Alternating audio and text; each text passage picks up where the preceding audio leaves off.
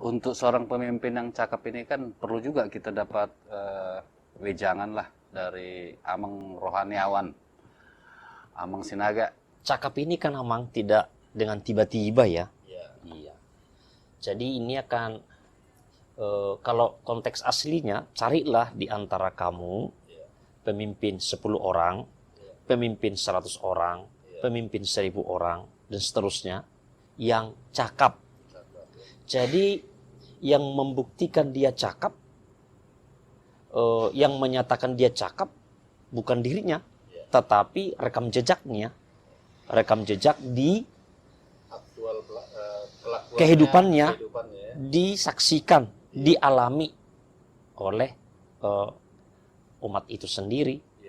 Katakanlah kita orang Batak di Batam ini.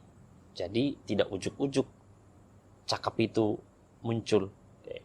Kemudian tentu dengan segala pengalamannya, bagaimana dia bermasyarakat, bagaimana dia berusaha, itu juga membuktikan bagaimana di tengah-tengah keluarga.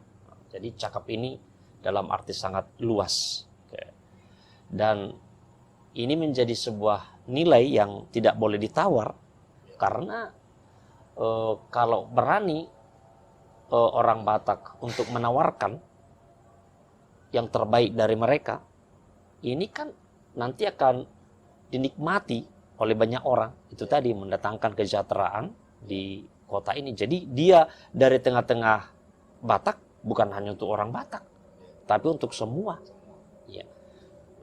Jadi cakap itu setidaknya harus diuji dalam rekam jejaknya. Dalam bahasa Batak sebenarnya mah haposan dina otik, haposan dina gudang, kira-kira begitu. Jadi dia dapat dipercaya dalam segala keadaan lah ya.